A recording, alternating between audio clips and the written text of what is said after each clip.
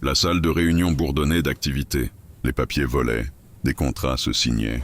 Et le PDG trônait au bout de la table comme un roi sur son siège. Il aperçut le concierge, debout près de la porte, la serpillière à la main, attendant patiemment que la réunion se termine pour nettoyer.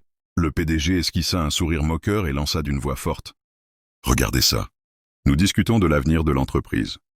Et un concierge pense avoir sa place ici. » Les cadres éclatèrent de rire. Certains se couvraient la bouche, d'autres pointaient du doigt. Mais le concierge ne broncha pas. Sa casquette usée à peine ajustée, ses mains rugueuses posées calmement sur le manche de son balai, il répondit d'une voix posée. « Vous avez raison, monsieur.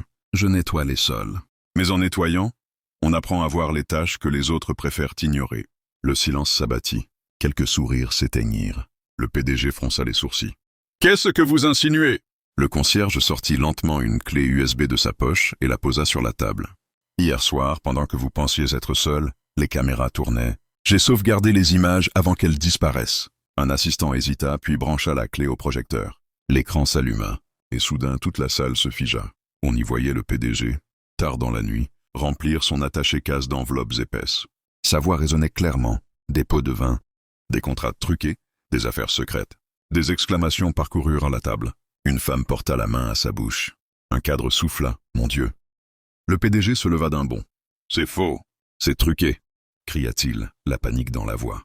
Mais le concierge fit un pas en avant, ses yeux fixés droit dans les siens. « Je ne comprends peut-être pas vos millions, mais je reconnais la saleté quand je la vois.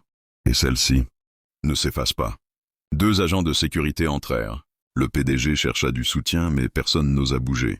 Son empire s'effondrait. Le concierge reprit son seau et sa serpillière. Sans un mot de plus, il sortit de la pièce. Chaque pas résonnait comme une vérité irrévocable. Le message était clair. L'homme qu'on avait méprisé venait de balayer le PDG. Hors du pouvoir.